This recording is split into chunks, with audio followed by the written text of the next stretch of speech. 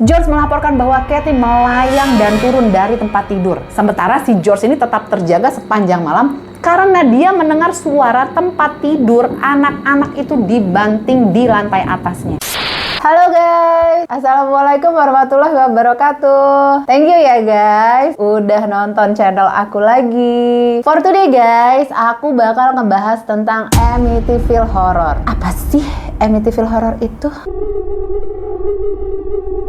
Amityville House adalah sebuah rumah besar bergaya kolonial Belanda yang berada di tepi sungai Amityville. Rumah yang beralamat di 112 Ocean Avenue, Long Island, New York, awalnya merupakan rumah yang tampak biasa-biasa saja nih guys. Sampai terjadi sebuah insiden yang ada. Kisah menyeramkan di rumah ini berasal dari peristiwa yang terjadi pada tahun 1974 saat Ronald DeFeo Jr. tiba-tiba menembak dan 6 orang anggota keluarganya. Tidak diketahui pasti guys, apa sih motif dibalik pembunuhan tersebut. Namun Ronald DeFeo Jr. bersikukuh, "The devil need me do it." 13 bulan setelah peristiwa ini, tepatnya di tanggal 19 Desember 1975, keluarga Lutz pindah ke rumah Amityville dan kejadian horor pun dimulai. Keluarga Lutz ini hanya bertahan 28 hari di rumah itu. Pengalaman horor yang dialami oleh keluarga Lutz ini sampai dijadikan sebuah buku yang berjudul Amityville Horror. Bagaimana cerita selengkapnya? Hayo ditonton.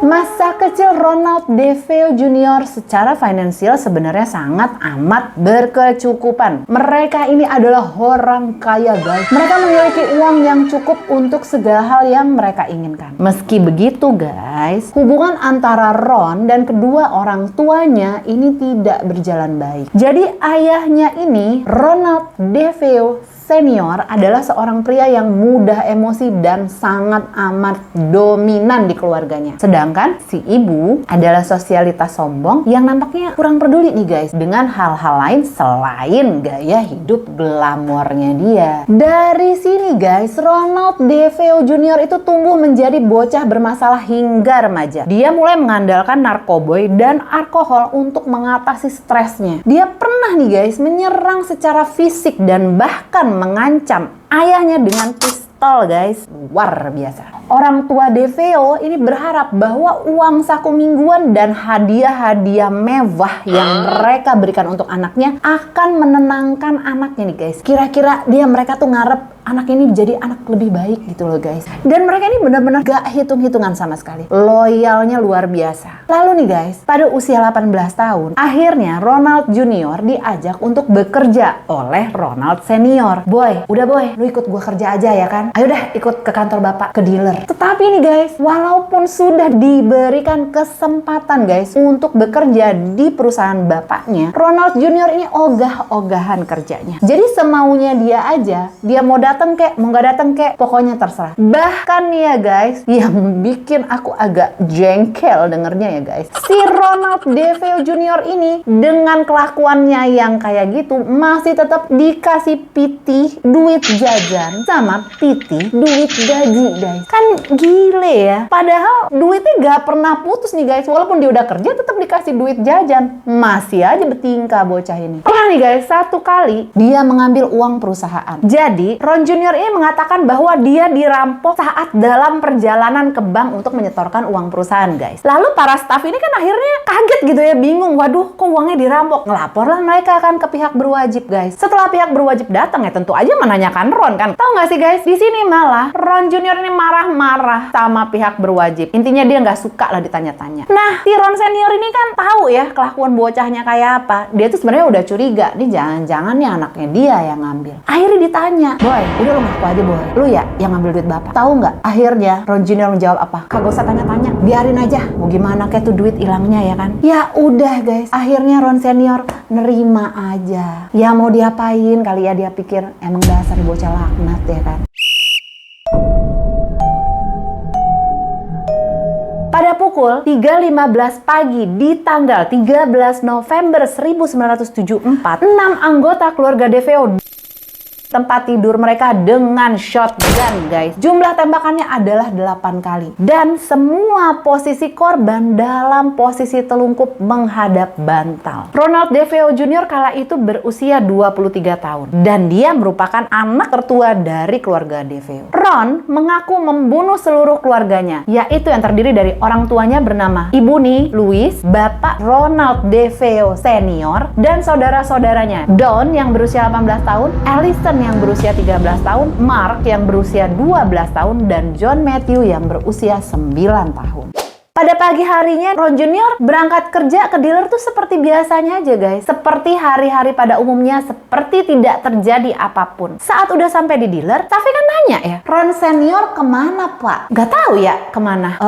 Saya nggak bareng. Lah, ya Taffy kan akhirnya bingung ya. Gimana ceritanya nggak bareng? Orang tinggalnya serumah. Biasanya, Ron Senior ini datang duluan atau mereka datang secara bersamaan, guys. Ya udah, tapi since si Ron Junior jawabannya sekenanya, akhirnya ya para staffnya ya udahlah gitu kan. Di sore harinya, guys, Ron Junior pergi ke bar nih, guys. Dia kongkol-kongkol lah sama teman-temannya. Lalu nih, guys, dia berpura-pura ceritanya nelfon nih ke rumah. Duh, kenapa ya telepon rumah kok kagak ada yang ngangkat? Pada kemana ya orang serumah? Ya akhirnya kan ya orang-orang yang ada di situ cuma intinya dia tuh membuat alibi, guys. Tapi nih, guys, ternyata menurut catatan Ron DeFeo Jr. kembali lagi ke bar keesokan harinya pada pukul 6.30 pagi sambil berteriak histeris, "Hei, kalian harus membantu aku. Kupikir ayah dan ibuku tertembak." Lah ya kan ya, orang-orang yang ada di bar kaget semua. Alu yang benar. Beberapa pelanggan, guys, akhirnya menyusul ke rumah DeFeo. Dan di sana, guys, mereka menemukan kejadian horor, yaitu pemandangan mengerikan. Mereka itu menemukan ada 6 mayat ditemukan di tempat tidur dengan posisi telungkup dan terdapat lubang peluru di bagian kepala dan di bagian badan. Dalam penyelidikan ini, guys, polisi menemukan hal yang sangat janggal, seperti tidak ada tanda-tanda perlawanan dari korban. Misalnya ada bukti bahwa mereka dibius atau dilakukan kekerasan gitu ya, guys. Jadi misalnya dipukul dulu sampai pingsan baru dibunuh. Itu nggak ada, guys. Dan semua posisinya ini aneh, guys. Semuanya dalam posisi telungkup menghadap ke bantal. Terlebih lagi, guys, yang sangat epiknya adalah polisi ini kan menginterogasi tetangga dari DeFeo. Dan tetangga DeFeo ini tidak mendengar suara apapun dari dalam rumah DeFeo. Padahal, guys, pembunuhannya ini menggunakan senapan shotgun yang pasti ini bakal jadi pembunuhan yang sangat amat berisik, guys. Tambah lagi ada 8 suara tembakan.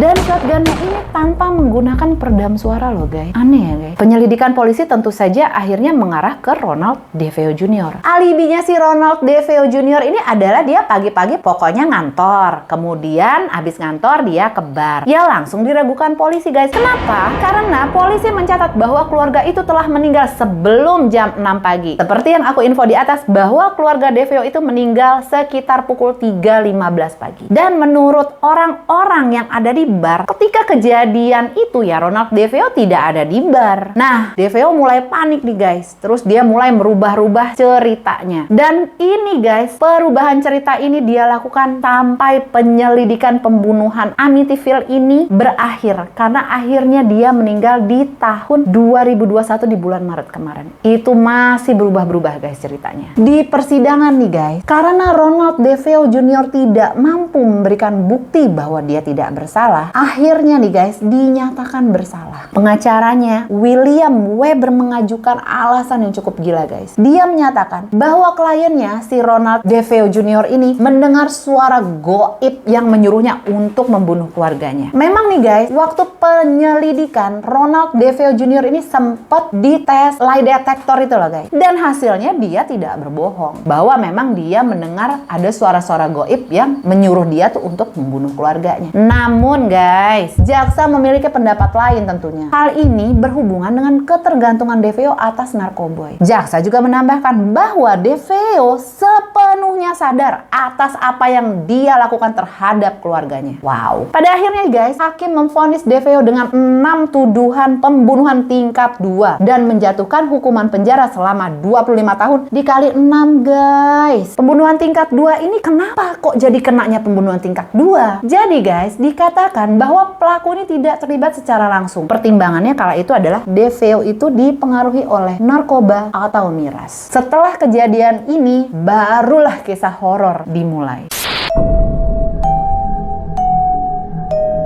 Banyak orang yang percaya guys bahwa yang dilakukan oleh Ronald DeFeo adalah awal dari kisah berhantu rumah Amityville. Dan selama bertahun-tahun setelahnya, rumah keluarga DeFeo ini selalu diasosiasikan sebagai rumah angker atau gerbang menuju dimensi lain. Keluarga Lutz ini hanya bertahan 28 hari. Menurut mereka, 28 hari yang mereka alami adalah kejadian yang sangat amat mengerikan. Dan kejadian ini terjadi di bulan Desember 1975 sampai ke 1976 di Januarinya. Cerita ini guys, itu telah diceritakan berkali-kali dan ya selalu berubah-ubah sih guys ceritanya. Di rumah bernomor 112 di Ocean Avenue yang telah kosong selama 13 bulan ini, setelah DeFeo membunuh seluruh anggota keluarganya, akhirnya kan dibeli nih guys oleh keluarga Lutz. Dan harga rumah itu saat keluarga Lutz membeli adalah $80.000. Memiliki 6 kamar tidur, dibangun dengan gaya kolonial Belanda, dan rumah ini guys dilengkapi dengan kolam renang dan sebuah rumah tempat penyimpanan kapal. Ih, murah banget guys untuk ukuran rumah mewah ya guys. George dan Kathy Lutz itu sebenarnya telah menikah pada bulan Juli 1975 guys. Dan mereka tuh aslinya udah punya rumah gitu. Tapi karena mereka baru menikah dan mereka tuh ingin memulai keluarga baru, jadi mereka membeli rumah baru gitu guys. Nah, Kathy ini guys adalah seorang janda. Dia memiliki 3 anak dari pernikahan sebelumnya. Daniel 9 tahun, Christopher 7 tahun, dan Missy 5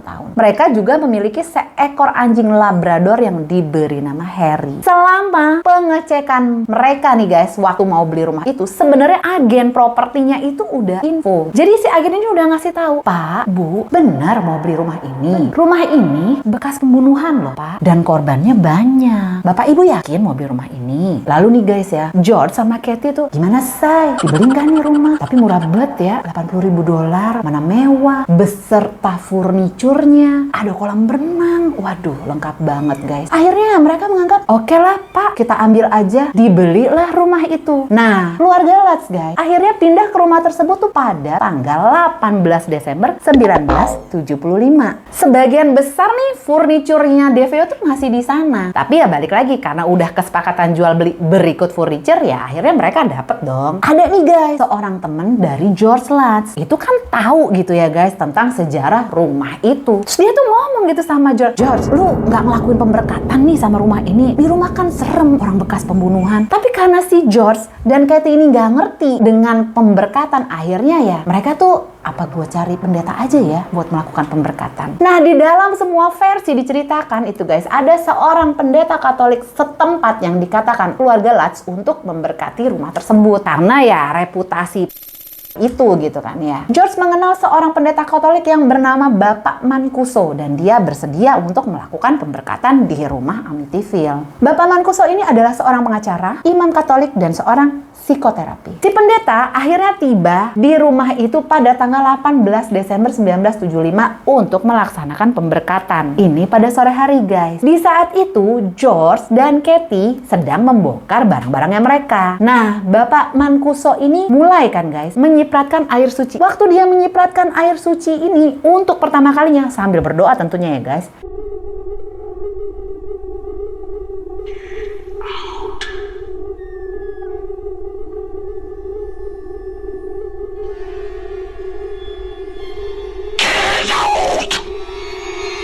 Dia mendengar suara yang sangat jelas yang mengatakan, "Get out, keluar!" Sang pendeta ini langsung kabur gitu aja guys, tanpa pamit ke siapapun dan meninggalkan rumah. Cus, lengah. Lah ya si Kathy sama George kan nggak tahu ya guys, karena nggak dipamitin. Jadi mereka juga, "Lah udah selesai, mana tadi pendetanya?" Ya nggak tahu gitu kan. Nggak tahu, tanya yang mau tanya saya.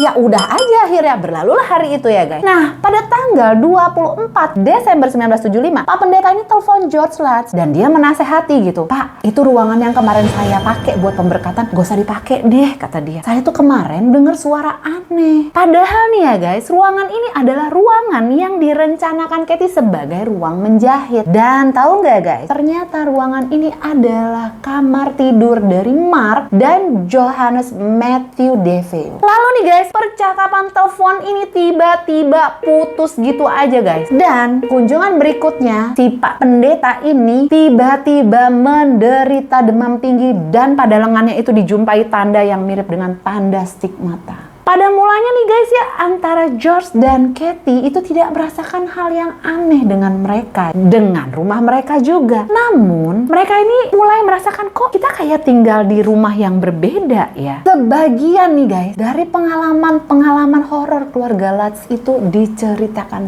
sebagai berikut. George itu selalu terbangun di pukul 3.15 pagi. Jam ini kan adalah jam dimana keluarga DeFeo meninggoy ya guys. Dan di jam 3.15 pagi ini, George itu selalu keluar ke arah tempat penyimpanan kapal. Nggak tahu gitu guys dia mau ngapain. Tiba-tiba dia bangun terus dia ke sana aja. Lalu guys, rumah mereka ini selalu diganggu oleh segerombolan lalat di setiap musim dingin. Katie mendapat mimpi buruk tentang dan saat dimana ia melakukan persetujuan pembelian rumah tersebut. Lalu nih guys, anak-anak mereka juga mulai tertidur dengan posisi telungkup, yaitu posisi yang sama saat mayat DeFeo ditemukan. Dan guys, Katie merasakan seolah-olah sedang dipeluk dengan penuh kasih oleh sesuatu kekuatan yang tidak terlihat. Dan Katie pernah menemukan sebuah ruangan kecil yang tersembunyi sekitar 4 kaki besarnya. Itu posisinya di belakang basement guys. Dindingnya ini bercat merah dan ruangan ini nggak tampak di denah rumah. Ruangan ini akhirnya diberi nama dengan Red Room. Dan tahu nggak guys, ruangan ini tuh punya pengaruh buruk ke Harry. Jadi Harry setiap deket ruangan ini dia tuh selalu merasa takut guys. Lalu guys, tiba-tiba tuh di rumah itu ada udara dingin, ada bau parfum, ada bau kotoran. Dan ini nggak tahu guys asalnya dari mana. Dan anaknya guys yang bernama Missy yang berusia 5 tahun, dia itu bercerita bahwa dia punya teman imajinasi bernama Jody. Dan matanya Jody ini berwarna merah. George selalu dibangunkan oleh bunyi bantingan pintu di depan. Nah, ketika dia turun ke bawah untuk mengecek guys, ternyata Harry itu lagi duduk di depan pintu dan dia tuh tidak bangun. Berarti kan yang dengar suara bantingan pintu ini cuma George sendiri gitu guys. Lalu guys, George sering mendengar suara marching band Jerman, ini versinya dia ya. Atau seperti suara radio yang disetel tuh frekuensinya nggak tepat, jadi gitu. Nah, ketika dia menuju ke lantai bawah, suara berisiknya ini toto hilang guys. Lalu George ini juga mulai menyadari kok dia makin hari dia tuh merasa makin mirip sama Ronald DeFeo Jr. Kerjaannya mabuk-mabukan guys. Nah, pernah nih guys, suatu malam George itu ngecek ke penyimpanan kapal dan secara tidak sengaja dia melihat ke arah kamarnya Missy. Ketika dia melihat nih ke arah kamarnya Missy, di situ dia melihat ada seorang anak tiba-tiba melihat ke arah George ke bawah dan matanya itu berwarna merah. Lalu kan si George ini kaget gitu ya guys, dia dengan serta-merta langsung gitu guys ke atas untuk ngecek ini siapa yang ngelihat dari atas, dan dia tidak menemukan siapapun. Lalu dia mengambil kesimpulan, oke, si mata merah ini mungkin adalah Jody. Dan ketika Katie berada di tempat tidur guys, Katie itu sering mendapatkan bekas merah di dadanya. Jadi bekas merah ini tuh nggak tahu dari mana gitu guys. Pernah juga Katie itu diangkat dari tempat tidurnya guys, jadi kayak terbang. Lalu guys, kunci dari jendela dan pintu rumah itu sering rusak karena sesuatu yang nggak tahu sebabnya apa. Terus guys, terdapat belahan kuku binatang yang besar di salju yang kemudian dihubungkan dengan seekor babi besar pada tanggal 1 Januari 76. Guys, ini guys, di dinding aula dan di lubang kecil dari pintu kamar bermain yang ada di loteng itu sering keluar lumpur yang berwarna hijau. Lalu, sebuah salib ukuran 12 inci yang digantung Katie di kamar kecil itu ditemukan terpasang terbalik dan menyemburkan bau. Dan guys, George pernah melihat Katie berubah menjadi sosok nenek-nenek berusia 90 tahun dengan rambut acak-acakan, muka yang penuh kerutan dan bentuknya buruk banget. Tambah lagi air liur yang ngeces guys dari mulutnya yang ompong. Setelah memutuskan bahwa ada yang tidak beres dengan rumah mereka, dan ini tuh tidak bisa dijelaskan secara rasional. Akhirnya George dan Katie itu melaksanakan pemberkatan ya sebisanya mereka dengan cara mereka sendiri. Ketika George itu memegang salib, terus mereka berdua membacakan doa, terdengar di ruang tamu itu seperti paduan suara yang mengatakan, "Will you stop?" Kan paduan suara ya guys, kurang lebih gitu kali ya. Nah guys, di pertengahan Januari 1976, setelah semua usaha pemberkatan yang dilakukan oleh Katie, oleh George, lalu mereka akhirnya memutuskan untuk kayaknya kita ciao aja ya dari sini gitu kan. Malam terakhir itu guys, mereka tuh mengalami, menurut George itu adalah kisah horor yang udah nggak ketanggung lagi. Jadi pada malam terakhir itu guys, George melaporkan bahwa Katie melayang dan turun dari tempat tidur. Sementara si George ini tetap terjaga sepanjang malam karena dia mendengar suara tempat tidur anak-anak itu dibanting di lantai atasnya. Lampu tuh kelap-kelip, dan kehadiran makhluk yang tidak terlihat itu mengintai dalam ruangan guys. Jadi dia merasa ada kayak bayangan itu ngeliatin dia gitu guys. Nggak kelihatan. Keesokan harinya guys, anak-anak tersebut bangun dengan keadaan trauma dan mengatakan bahwa mereka tidak dapat bergerak atau meninggalkan kamar mereka. Setelah berkonsultasi dengan Bapak Mancuso, akhirnya keluarga Lutz itu memutuskan untuk pindah. Mereka tuh udah capek, udah takut, udah jengah guys. Akhirnya mereka tuh keluar ngebawa barang yang bisa mereka bawa aja. Mereka langsung cus udah pergi, nggak pernah balik lagi, dan mereka akhirnya tinggal di rumah ibunya Katie. Lalu nih guys, di keesokan harinya mereka kan mengutus seseorang nih guys untuk bagian pindah-pindah gitu ya guys, ngambil barang-barangnya mereka. Mereka melaporkan nih guys, si Kang pindah-pindahan ini tuh bilang, aneh ya rumahnya, kagak normal gitu di dalam isinya. Intinya dia melaporkan ada fenomena yang tidak normal di dalam rumah itu guys. Karena kejadian yang super banyak ini, hal-hal horor yang mereka alami, mereka dikelilingi oleh berbagai media yang berusaha mengulas kasusnya mereka gitu kan. Lalu guys, buku ini tuh sebenarnya ditulis oleh Tim Mosman, seorang editor di penerbit Prentice Hall yang mengenalkan George dan Katie Lutz kepada Jay Anson. Mereka ini sebenarnya nggak bekerja secara langsung dengan Anson guys, tetapi ini disampaikan melalui rekaman tape berdurasi 45 jam yang kemudian menjadi dasar bagi penulisan buku ini. Diperkirakan nih guys, penjualan buku ini tuh sudah mencapai 10 juta kopi dari beberapa edisi. Anson dikatakan mengambil dasar judulnya adalah The Amityville Horror. Gimana guys menurut kalian? Jadi gini ya guys, apakah rumah Amityville ini benar-benar berhantu? Apakah benar Ron itu sebenarnya disuruh oleh kekuatan goib untuk membunuh seluruh keluarganya? Atau guys, hantu yang ada di sana yang mengganggu keluarga Lutz adalah hantu dari keluarga Ron yang sudah meninggoy? Kan jadi twisting ya guys.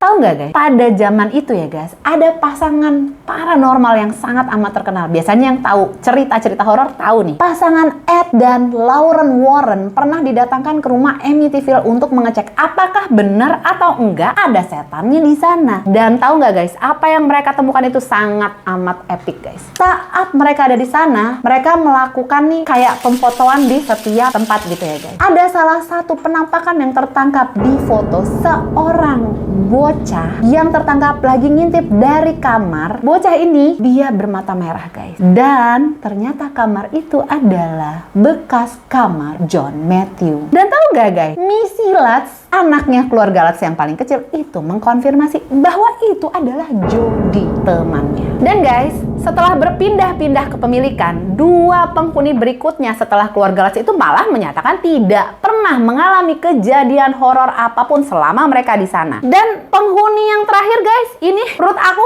oke banget ya. Jadi waktu dia beli rumah Amityville, dia menjadikan rumah Amityville ini sebagai tempat wisata horor. Nah, tempat wisata horor yang dia buka ini memang hanya di bagian lantai 1 aja guys. Tapi kan akhirnya jadi pitih guys. Sekian dulu nih guys cerita aku dari rumah Amityville guys. Kalau menurut aku ya guys, tetap kita itu harus membangun positive vibe. Jadi menurut aku kalau kita udah membangun lingkungan yang positif, ya insya Allah sih ya guys, hal-hal positif juga akan balik ke kita. And again, thanks banget yang udah nonton video aku sampai habis. Yeay! Please klik like-nya ya guys kalau kamu suka sama video ini. don't forget to share, dan please klik di komen bagaimana menurut kalian guys. Please banget subscribe, support channel ini dengan klik subscribe aku ya, dan klik loncengnya juga untuk dapat notifikasi dari channel aku. Thanks ya guys. Assalamualaikum, see you and bye bye.